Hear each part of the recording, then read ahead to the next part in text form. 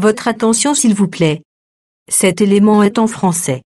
Contactez-nous pour savoir s'il est aussi disponible en la langue de votre préférence. Veuillez aussi noter qu'il est en audio uniquement. Dépourvu de ce fait d'image originaire.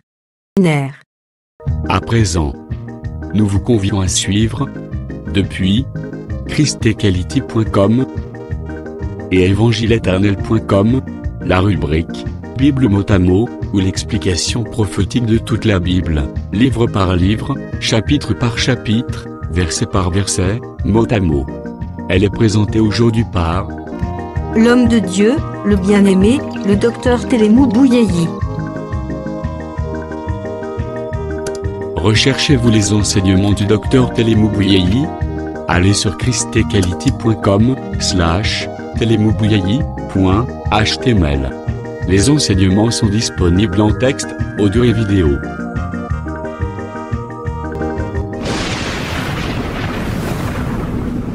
Bonne édification au nom de notre commun Seigneur et Dieu Jésus-Christ.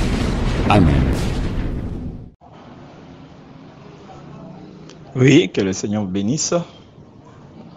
Nous continuons toujours dans notre exposé sur Exode 15. Nous savons que Pharaon, c'est une image même de l'ennemi. Mais nous prenons la chute de Pharaon sous des formes. Pourquoi nous disons ça? Parce que tu vas remarquer qu'après la chute de Pharaon, il y a Myriam qui s'est élevée, la prophétesse, et a été suivie avec les femmes qui chantaient avec le tambourin. Et après cet événement, c'est alors qu'ils ont continué leur marche. Il n'y a pas eu d'eau. Ils ont commencé à murmurer. On a jeté l'arbre, les bâtons sur l'eau et ça a transformé de l'eau.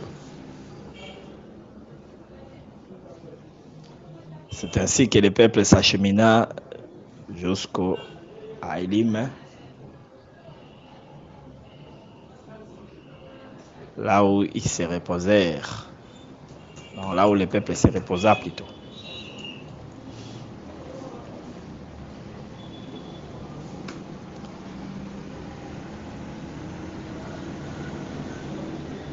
C'est ainsi nous sommes en train d'où bien vouloir dire ceci, bien aimé, que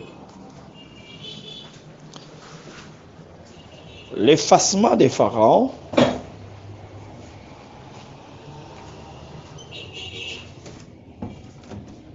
parle aussi de l'œuvre de la croix. Parce que si vous lisez Genèse 3 dit que la postérité de la femme écrasera la tête du serpent. Oui, l'écrasement de la tête du serpent, c'est des phases. La première phase, c'est la croix. Le serpent qui est le diable, le serpent ancien, c'est dans Apocalypse chapitre 12, a été écrasé. Mais tu vas me dire que, comment le serpent a été écrasé, mais comment le serpent continue toujours à travailler? Oui, il a été écrasé, c'est-à-dire par rapport au Fils de Dieu, au Fils du royaume. Il n'a plus le pouvoir sur eux.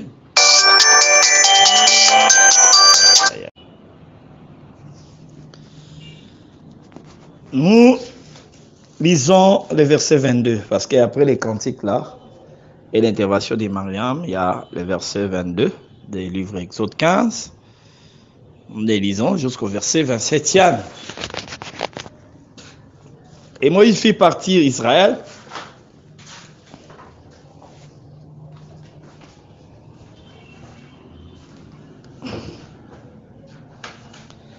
Moïse fit partir Israël de la mer Rouge. Ils sortirent vers le désert des Shur. Ils marchèrent 3 jours dans le désert. Je suis en train de lire dans la version d'Arbi. Et ils ne trouvèrent point d'eau. Ils vinrent à Mara, mais ils ne pouvaient boire de ces eaux, des eaux de Mara, car elles étaient amères. C'est pourquoi son nom fut appelé Mara. Et le peuple murmura contre Moïse, disant, que boirons-nous? Il cria à l'Éternel, et l'Éternel lui enseigna un bois. Et il les jeta dans les eaux, et ces eaux devinrent douces. Là, il lui donna un statut et une ordonnance, et là il éprouva, il dit, si tu écoutes attentivement la voix de l'Éternel ton Dieu, Et si tu fais ce qui est droit à ses yeux, si tu prêtes l'oreille à ses commandements, si tu gardes tous ses statuts, je mettrai sur toi aucune des maladies que j'ai mises sur l'Égypte. Car je suis l'Éternel qui t'ai guéri. Puis ils vinrent à Élim, où il y avait 12 fontaines d'eau et 70 palmiers. Ils campèrent là auprès des eaux. Donc, on nous montre comment est-ce que Moïse a fait les déplacements après la chute de Pharaon. Cette histoire, c'est l'ombre, mais cette ombre n'est pas établie d'une manière suivie. C'est-à-dire, selon les successions d'événements. Parce que leur déplacement jusqu'à Mara, il y a eu un temps où il y a eu absence d'eau pendant 3 jours. Et cela a amené les peuples au murmure.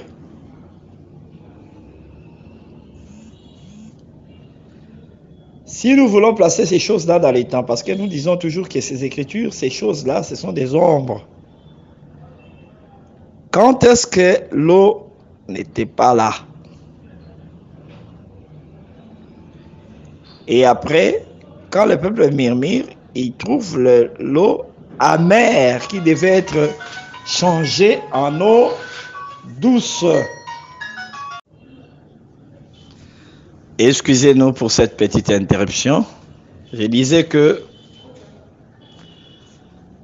il y a eu 3 jours de marche dans le désert où le peuple ne trouva point d'eau. Et ils arrivèrent à Mara, où ils ont trouvé, il y avait d'eau, mais ces eaux étaient amères. Et il fallait qu'un bois soit jeté dans ces eaux-là pour que ce bois-là puisse absorber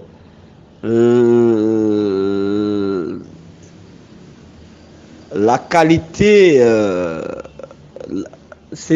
absorber toute cette amertume. Bon, amertume, c'est un sentiment qu'une personne peut éprouver. Bon, disons, ce qui faisait que ces eaux soient amères, il fallait que cela soit absorbé par les bois. Je sais que tout le temps où il n'y a pas eu d'eau,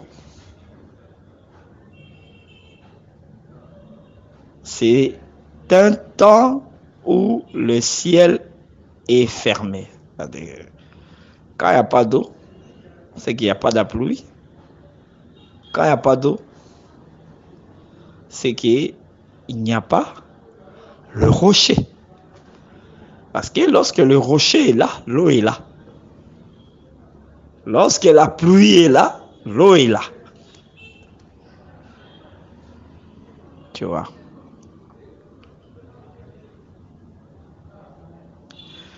Et lorsque l'homme pécha,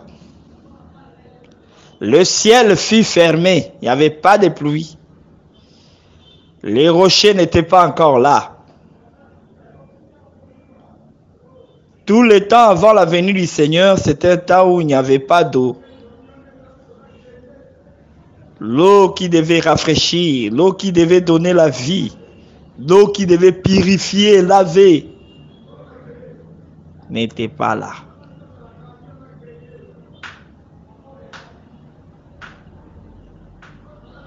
Parce que ces eaux, c'est le Seigneur Jésus-Christ, parce que l'eau devait sortir des rochers. Et les rochers, c'est le Seigneur lui-même. C'est là ce que dit Paul, 1 Corinthiens chapitre 10, Israël vivait dans un rocher et ces rochers étaient Christ. Donc avant la venue du Seigneur, il n'y avait pas de rochers. Avant la venue du Seigneur sur la terre, bien sûr, Il n'y avait pas des rochers. Les rochers, c'est les dépôts des eaux. Voilà pourquoi, si tu veux savoir l'origine des eaux, mer, fleuve, toutes ces eaux-là, océan, leur origine, c'est les rochers. Psaume 78, verset 16. Il fit jaillir des rochers des eaux qui coulèrent comme de fleuves.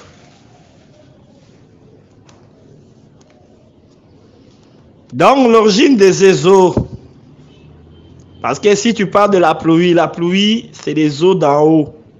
Mais ces eaux, pour exister et être emportées d'en haut, en haut, ils ont leur origine. C'est les rochers. C'est les rochers qui les ont engendrés. Tu vois.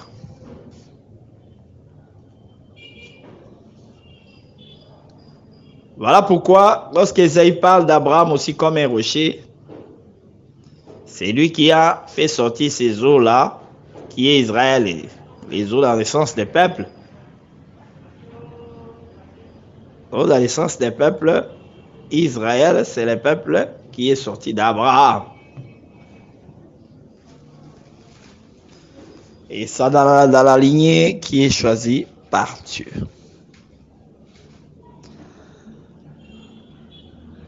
Les eaux amères, nous avons toujours dit aussi que la loi constitue les eaux amères. Ce sont les eaux, c'est la parole. C'est les desseins de Dieu. Parce que Ecclésiaste dit, les desseins dans le cœur de l'homme, ce sont des eaux profondes. Si je ne me trompe pas, c'est dans Ecclésiaste, chapitre 8e.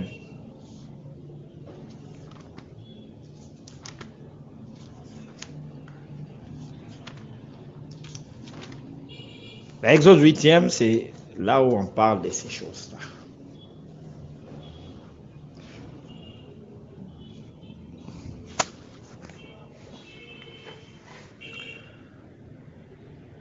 Mais remarquez, il fallait qu'il y ait un bois, c'est-à-dire qu'on puisse couper un arbre.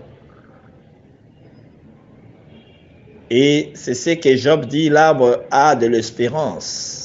Cet arbre qui avait de l'espérance, si on le coupe, il peut revenir. Cet arbre, si on le coupe, il peut encore revenir à la vie. C'est le Seigneur Jésus-Christ qui devait être coupé, tué et revenir à la vie. Et ces ombres sont nombreux. Jonas, c'est tout un arbre aussi. Il devait être coupé, mais qui avait de l'espérance. Malgré qu'on me jette dans les eaux, il va encore reverdir. Shadrach, Meshach, Abednego, c'était aussi des arbres qui avaient de l'espérance. Que même si on nous coupe dans les eaux et on nous coupe, on nous jette dans le feu, nous allons revenir à la vie.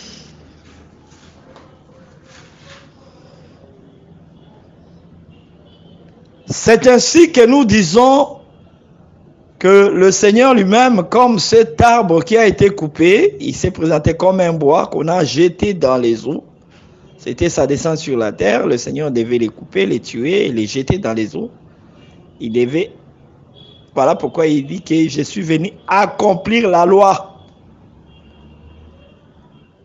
Être jeté dans les eaux de la loi. Afin d'ôter tout ce qui rendait la loi amère.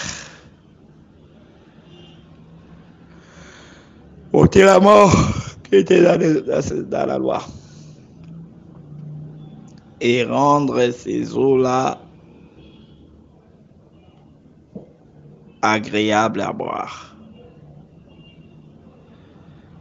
Voilà pourquoi le Seigneur c'est lui qui est venu en réalité éclairer la loi.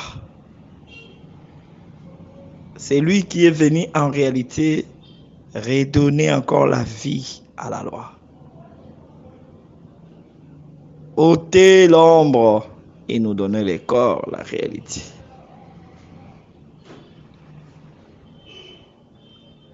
Voilà pourquoi, si nous prenons encore la loi dans sa loi, la loi telle qu'elle était donnée par Moïse, elle donne la mort. Les gens ont des souliers parce qu'ils sont devant les sanctuaires ou bien dans les sanctuaires, chose qui n'était qu'une ombre parlant. Dans la Matthieu et Deutéronome 25, on explique que celui qui n'a pas le pouvoir de racheter devait ôter ce soulier.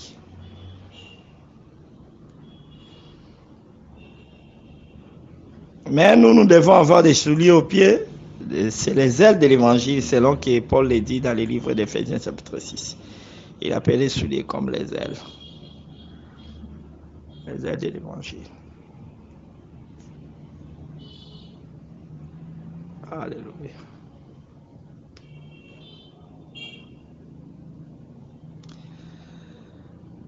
C'est ainsi, lorsque les eaux furent rendues douces, ils sont allés jusqu'au lieu appelé Élim, là où il y avait 12 sources et 70 palmiers.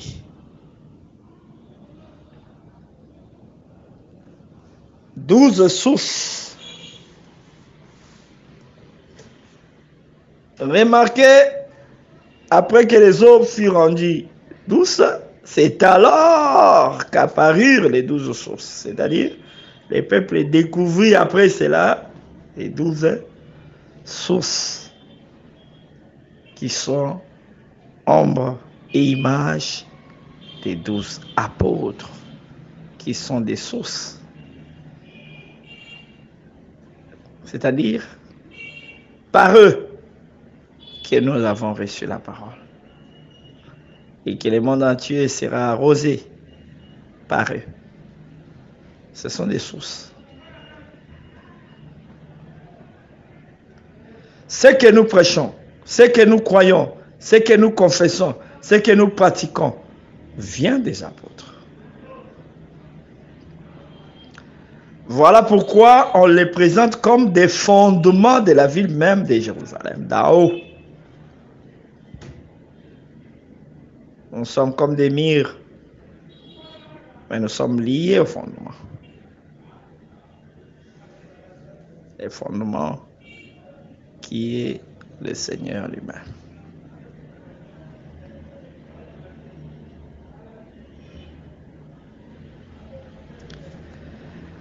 C'est un peu de mots que nous sommes en train d'expliquer ces choses-là. Mais remarquez, là où il y a 12 sources, il y a aussi 70 palmiers.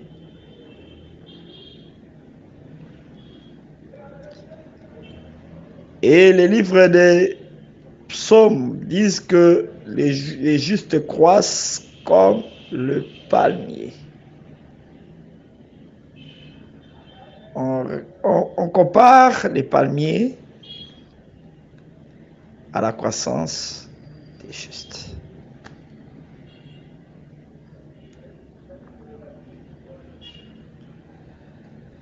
C'est pour dire quoi? Qu'après que le Seigneur ait rendu douce la loi,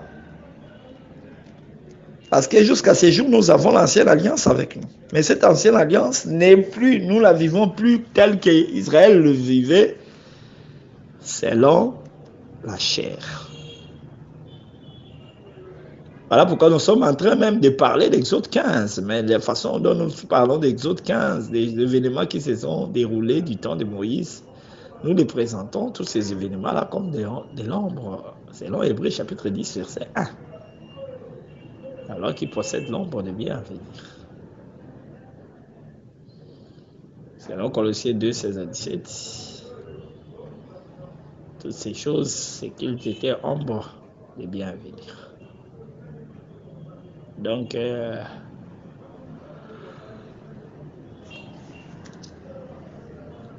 c'est un peu en ce sens-là, mais les chiffres 70 parlent seulement du repos aussi.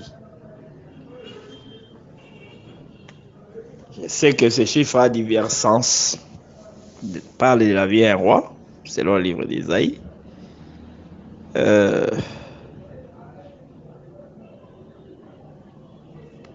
Mais ça parle aussi du repos. Pourquoi j'ai dit ça? Parce que le Seigneur déclare que les 70 semaines ont été fixées pour ton peuple, pour la vie sainte, afin de faire rentrer Israël dans le repos.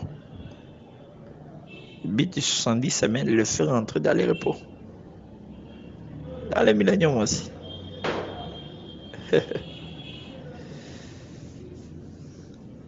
Venez à moi, vous tous qui êtes fatigués et chargés, je vous donnerai du repos. Nous sommes déjà entrés dans le repos dans le sens spirituel. Mais notre corps n'est pas rentré encore dans le repos parce que notre corps gémit, souffre. Mais il entrera dans le repos lorsque nous serons transformés et nous irons à la rencontre du Seigneur. Tandis qu'Israël attend lorsque le Seigneur va intervenir à l'Armageddon, anéantir leurs ennemis, c'est alors qu'il les fera aussi entrer dans le repos. Au moment, au temps millénaire.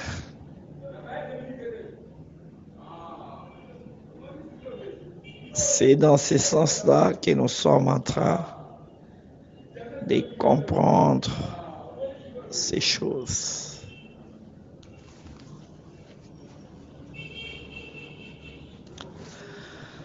Bon, nous nous arrêtons là pour Exode chapitre 15e.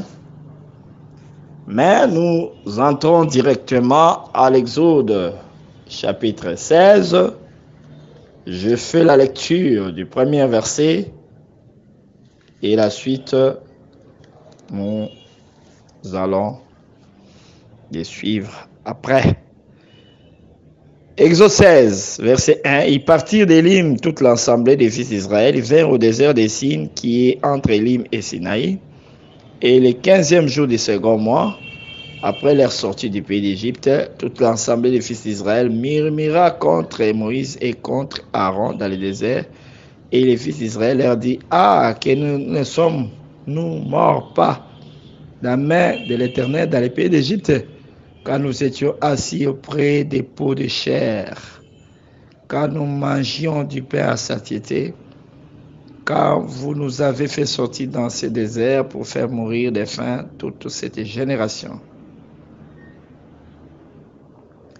Et l'Éternel dit à Moïse: Voici, je vais vous faire pleuvoir des cieux du pain, et le peuple sortira et en recueillera chaque jour la portion d'un jour avec que j'éprouve, pour voir s'il marcherait dans ma loi ou non.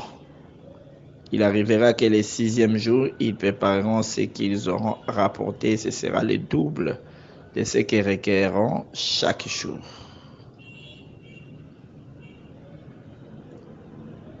Et Moïse et Aaron dirent à tous les fils d'Israël: Au soir, vous saurez que l'Éternel vous a fait sortir du pays d'Égypte, et au matin, vous verrez la gloire de l'Éternel, parce qu'il a entendu vos murmures contre l'Éternel. Car que sommes-nous que vous murmuriez contre nous?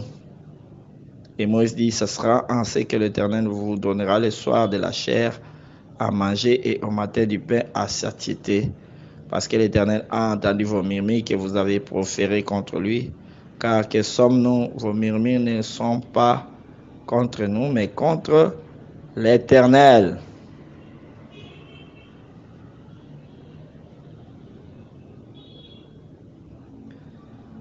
Je préfère m'arrêter par ici et nous allons continuer la lecture prochainement.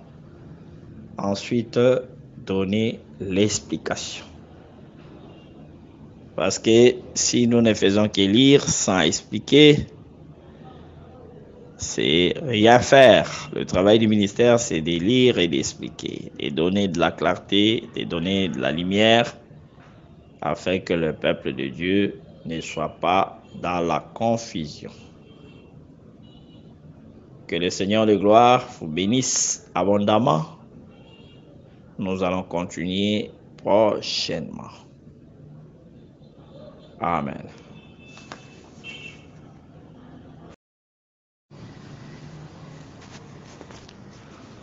Bon, en réalité, à la croix, ce que le Seigneur avait accompli, ce n'est pas l'écrasement de la tête du serpent, proprement dit, mais c'était plutôt ce que Paul dit dans le livre des Colossiens.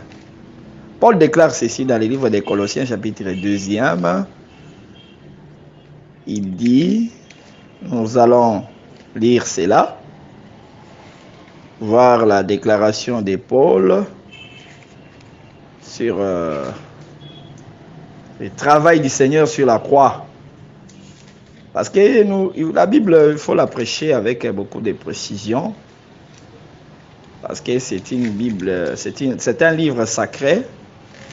Et nous ne devons pas avoir de la confusion. Colossiens chapitre 2, verset 15. À la croix, qu'est-ce que le Seigneur a fait? Ayant dépouillé les principautés et les autorités, il les a produites en public, triomphant d'elles à la croix. Donc, le travail du Seigneur à la croix, c'était le dépouillement de l'ennemi. Il a dépouillé l'ennemi vis-à-vis de son peuple. Il a enlevé ses pouvoirs, cette domination que l'ennemi avait sur le peuple saint, sur les élus de Dieu, sur les enfants de Dieu qui étaient morts et nous autres qui étaient des enfants qui devaient être manifestés dans la suite des temps. Voilà pourquoi le Seigneur déclare sur la croix que tout était accompli. Par rapport à la rédemption, tout était accompli. Il n'y a rien, il n'y a aucun sacrifice encore pour le pardon du péché. Il n'y a aucun sacrifice encore pour que nous obtenions le salut. Ça, c'était tout accompli. Mais par rapport à la prophétie de Genèse 3, dans son aspect d'écrasement du serpent, tout n'est pas accompli parce que le serpent n'est pas écrasé, mais seulement dépouillé. Remarquez, comme je venais de le dire, il y a des phases. Remarquez ce que le Seigneur avait fait à la croix, et plutôt en Égypte. À l'Égypte, le Seigneur Jésus-Christ a d'abord dépouillé Pharaon d'Égypte de sa force. Il a anéanti sa résistance, il a frappé ses dieux, il a frappé ses serviteurs, il a frappé les pays d'Égypte, il a dépouillé leur pouvoir sur Israël, parce que l'Égypte est dominée sur Israël. Le problème du Seigneur, c'était d'abord de doter cette domination-là. C'est ainsi qu'il a frappé Pharaon de plusieurs sortes de plaies pour que Israël soit libéré. C'est justement ça. Donc, il a enlevé, il a dépouillé l'Égypte ou bien Pharaon de sa puissance. Voilà pourquoi il a détruit les premiers-nés égyptiens. Les premiers-nés expliquent la vigueur du Père, les prémices de sa force, tel que Jacob l'a dit par rapport à Ruben. Les premiers-nés, c'est les prémices de la force. Donc quand il tue les premiers-nés égyptiens, il dépouille l'Égyptien de sa force, de sa domination par rapport à Israël. Ça, c'est la première phase. Et la seconde phase, quand Israël est sorti, Pharaon monte sur le cheval pour le poursuivre. C'est justement ce qui se passe après la croix, parce que c'était toutes ces choses-là se sont passées après la mort de l'agneau. Après la mort de l'agneau, Pharaon est monté sur le cheval avec toute son armée. Il a commencé à poursuivre Israël. Il a poursuivi Israël. Tu vois. Tout le temps de la nuit, Pharaon était dans la poursuite d'Israël. Pharaon était cavalier. Tout le temps de la nuit, Pharaon était cavalier. Voilà pourquoi nous disons que le sceau parle de avant enlèvement aussi. Et après l'enlèvement. Il y a l'avant l'enlèvement. Et il y a l'après.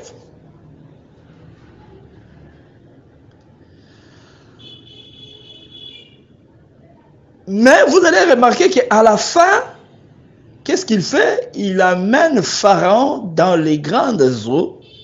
Parce que Pharaon aussi, dans le sens spirituel, il était aussi un crocodile selon Ézéchiel 29. Et un crocodile, c'est un animal de la mer. C'est ainsi on l'amena dans les grandes eaux pour les tuer. C'est ainsi qu'il a anéanti Pharaon, qui était l'image même du diable.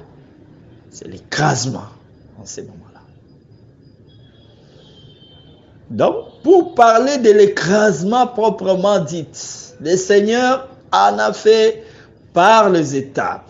Remarquez une chose. D'abord, à la croix, il a ôté son pouvoir sur nous, le peuple de Dieu, les élus de Dieu. Aujourd'hui, le diable n'a aucun pouvoir sur les enfants de Dieu. Il peut les attaquer, il peut les combattre, mais ils ne les vaincront pas. Il ne peut plus nous garder en prison comme il gardait même les hommes de Dieu qui sont morts avant la venue du Seigneur en prison. Leur âme était emprisonnée. Voilà pourquoi le Seigneur est parti pour les libérer de cette prison-là.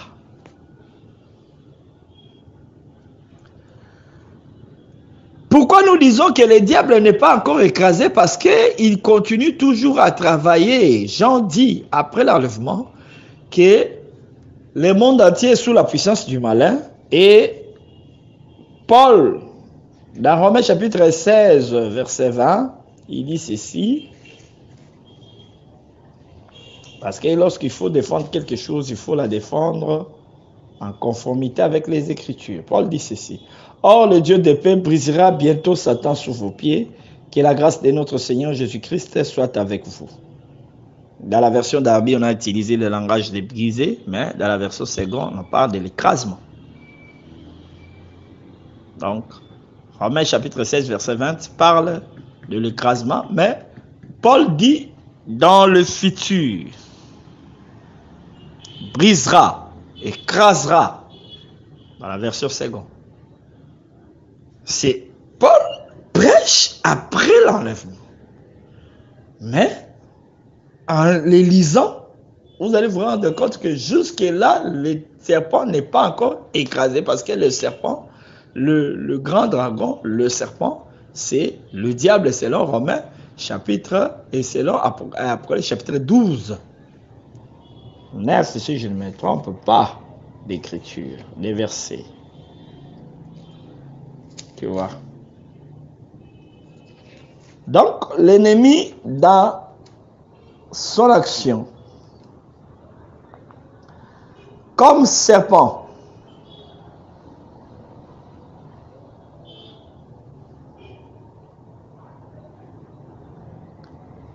et les dragons combattaient, je suis dans Apocalypse 12, verset 8, et les dragons combattaient et ses anges, ils ne furent pas les plus forts, et leur place ne fut plus trouvée dans les ciels.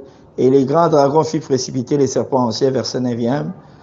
C'est lui qui est appelé diable et Satan, c'est lui qui séduit la terre habitée tout entière.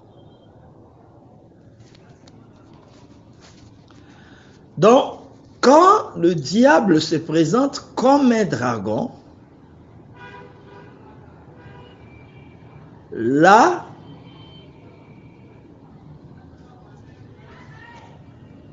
il a plusieurs têtes. 7 têtes. Quand il est dragon, c'est lui qui contrôle l'univers. Hein? Quand Jean dit par exemple, le monde entier est sous la puissance du malin. Le malin, c'est ce malin-là dans la forme du dragon. Parce que dans la forme du dragon, il est là pour tout dévorer. Dans la forme du serpent, il est là pour séduire. Voilà pourquoi c'est la première forme qu'il a prise depuis le ciel, la forme du serpent. Et quand on l'a précipité le serpent aussi, ancien. Quand on l'a précipité, lui, serpent, il est entré dans un serpent. C'est un corps convenable à lui. Et quand il est dragon, il a 7 têtes. L'Apocalypse 17 est clair, explique que ces têtes-là sont des rois, bien des royaumes qui ont la domination sur la terre. En l'occurrence, le premier royaume, c'était d'abord l'Égypte, ensuite la Syrie, Babylone, Médès et Perse, Grèce, Rome, Empire romain, et ensuite nous parlons des États-Unis, après le règne de Rome, ce sont les États-Unis qui contrôlent le monde. Bien les anglo-saxons, États-Unis et Angleterre, oui, parce que les Anglais ont commencé à dominer et leur domination, quand ils ont créé les États-Unis, leur domination s'est étendue sur les États-Unis et quand les États-Unis ont été créés, formés, s'est élevé, ensemble avec les États-Unis, ils sont en train de contrôler la terre. Mais vous allez remarquer toujours dans l'Apocalypse chapitre 17, on présente cette bête-là comme la 8e tête. Voilà pourquoi nous avons toujours dit que la bête qui était, l'Empire romain, qui n'est plus, parce qu'il a changé de forme, il a pris la forme religieuse, va réapparaître dans sa forme politique aussi, pour prendre le contrôle de la terre tout entière. C'est ce qui va se passer après l'enlèvement de l'Église. C'est ainsi le Seigneur, toujours dans sa processus de la destruction du serpent. Mais il n'a pas encore fait parce que le serpent est en train toujours de parler. Même maintenant, le serpent parle. Le serpent parle au travers les faux prophètes. Les faux prophètes, les faux docteurs, les faux apôtres. Bref, les faux ministres. Tous ces faux ministres, c'est la bouche du serpent. Parce qu'ils sont chargés de séduire beaucoup de gens. Selon la prophétie du Seigneur, il s'élèvera des faux prophètes et des faux Christ, des faux oins.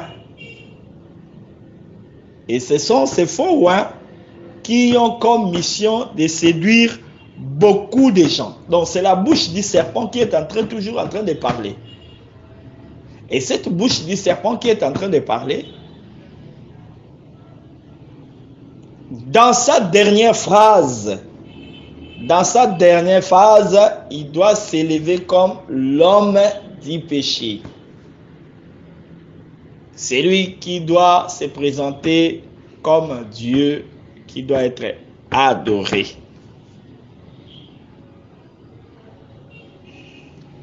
Et quand il se présentera comme Dieu qui doit être adoré, c'est alors que le Seigneur viendra l'anéantir à l'Armageddon.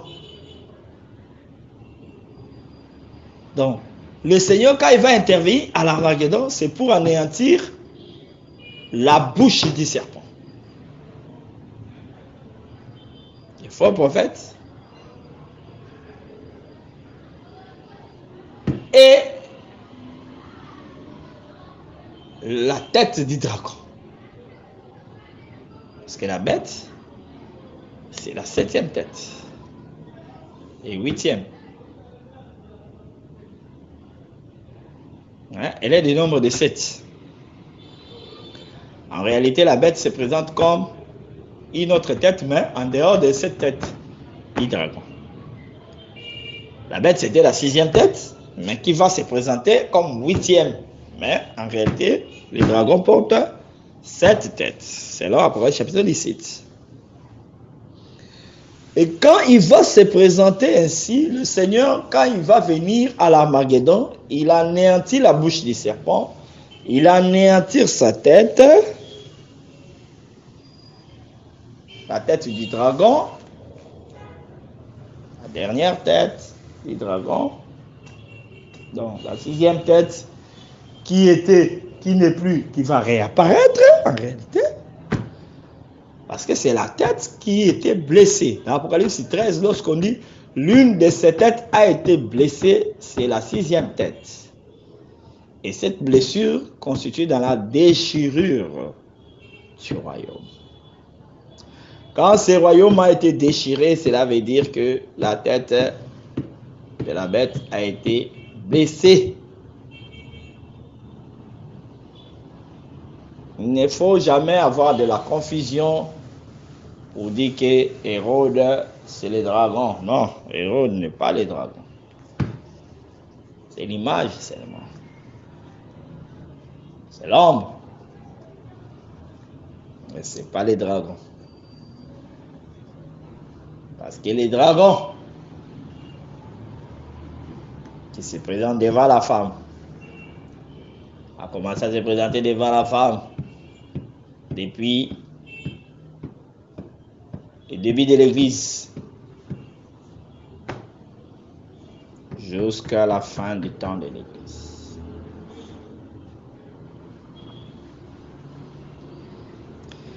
Jusqu'à la fin du temps de l'Église, le dragon sera toujours là devant, parce que son problème c'est quoi?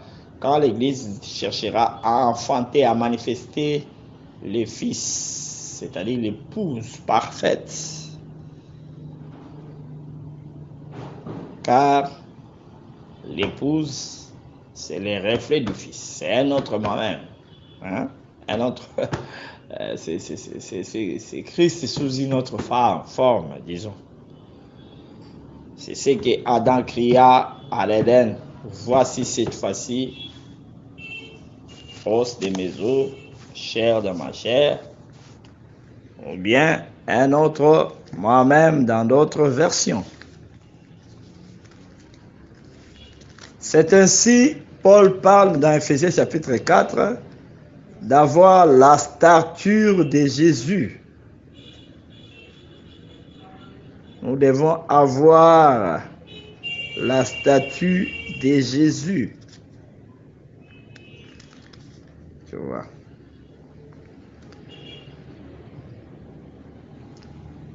Lui ressembler totalement.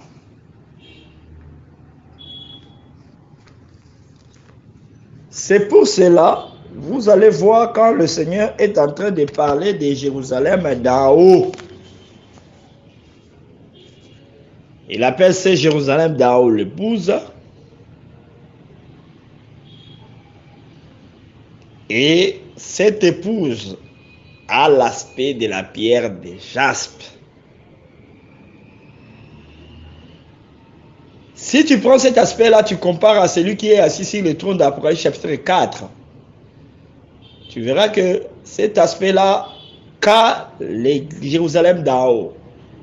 Image de l'épouse. C'est le même aspect avec celui qui est assis sur le trône, qui est le Seigneur Jésus-Christ lui-même. Qui a l'aspect de la pierre de sardone et la pierre de jaspe. C'est un peu dans ce sens-là.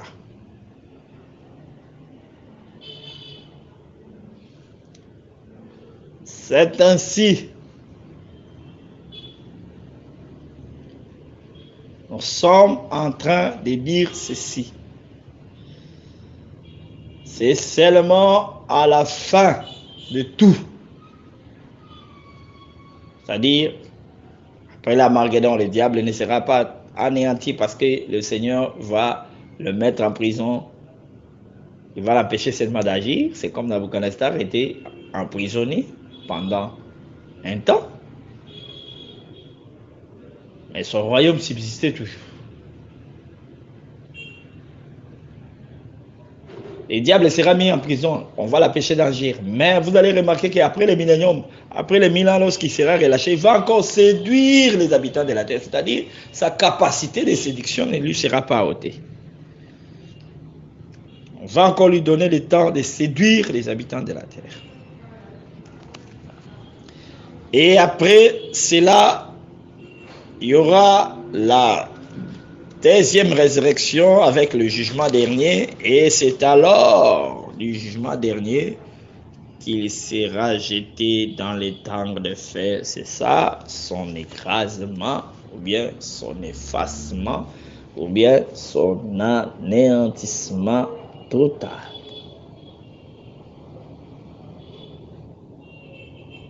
C'est un peu dans ce sens-là que nous sommes en train d'expliquer qu'en réalité sur la croix, le Seigneur n'avait pas écrasé la tête du serpent. Il a dépouillé seulement le serpent de sa force et de sa puissance. Voilà. Donc, il a essayé seulement de les neutraliser.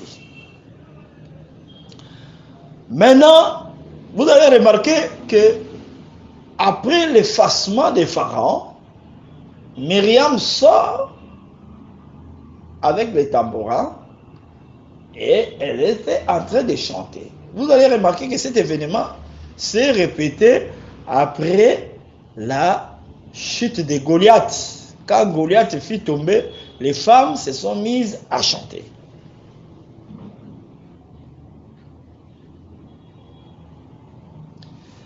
L'Écriture dit, Jacques dit, quand est-ce que nous devons chanter? C'est quand nous sommes dans la joie.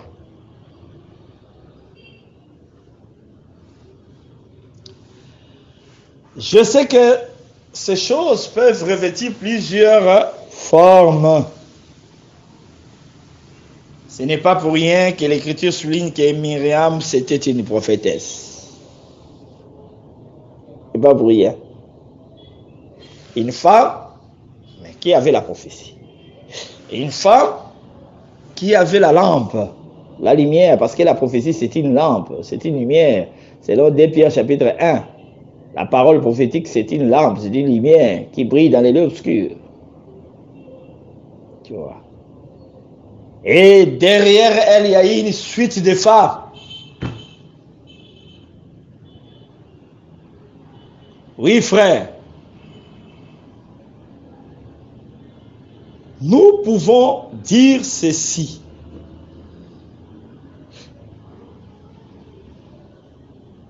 Dans ce temps ici aussi, nous sommes en train de chanter.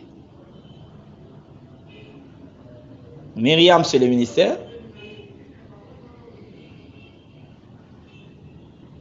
Qui est en train de chanter avec les tambourins. La parole. Dans une autre occasion, nous allons parler de ces différents sons, instruments de musique, tambourin, flûte, harpe. Nous toucherons toutes ces choses-là prochainement. Mais vous allez remarquer que ce chant intervient après l'effacement des pharaons. Hein?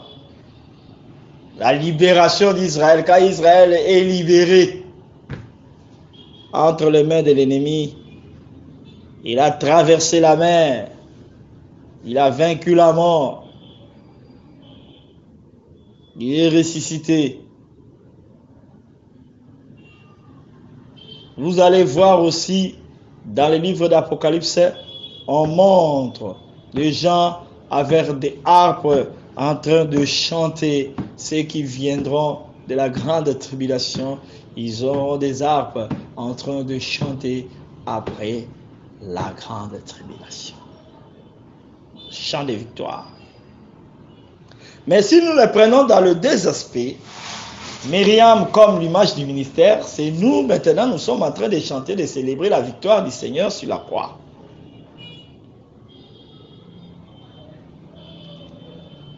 Et à la suite de temps, cela parle aussi du temps millénaire, là où nous allons célébrer la victoire du Seigneur. Comment est-ce qu'il a vaincu l'ennemi totalement, il a vaincu l'antichrist, il a vaincu toute la puissance des ténèbres, et nous aussi, comme des victorieux, nous allons louer, célébrer, adorer le Seigneur Jésus-Christ. Donc, c'est un peu de cela, parce que quand elle chantait la destruction des pharaons. Si nous voulons placer ces choses-là dans le temps,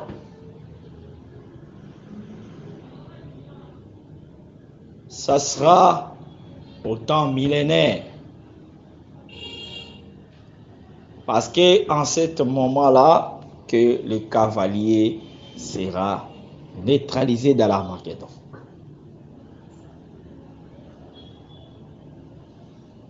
Et quand le cavalier est neutralisé dans l'Armageddon,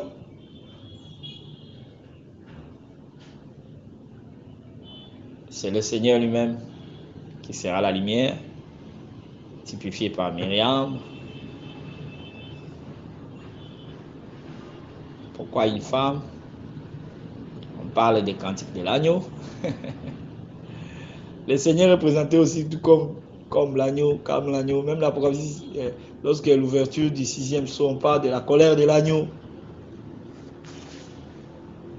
Alors que la colère qui fait peur, plus c'est la colère d'union qui est celui de l'agneau.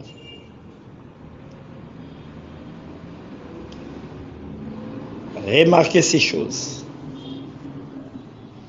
Donc, si nous voulons les placer dans les temps, nous parlerons du temps millénaire. C'est en ce moment-là que nous serons en train de célébrer la victoire du Seigneur sur l'ennemi. Alléluia. Merci d'avoir suivi ce message et que Jésus-Christ vous bénisse. Si vous avez une question à l'intention de l'homme de Dieu, si vous voulez que l'homme de Dieu prie pour vous, si vous voulez vous confier à l'homme de Dieu, ou si vous voulez tout simplement bénir l'homme de Dieu, contactez-le directement si ses coordonnées sont disponibles depuis sa page. Sinon, contactez-nous et nous lui transmettrons vos préoccupations. N'oubliez pas de faire un tour à notre page évangélisation pour voir en quoi vous pouvez vous rendre utile à Christ par cette œuvre. Que Dieu vous bénisse tous. Amen. ChristQuality.com. Les cieux en un clic de la souris. Évangile-éternel.com, le site de l'Évangile éternel. Christ Equality Fondation, équilibrer la manne ramassée dans le désert de sorte que chacun ait un aimé.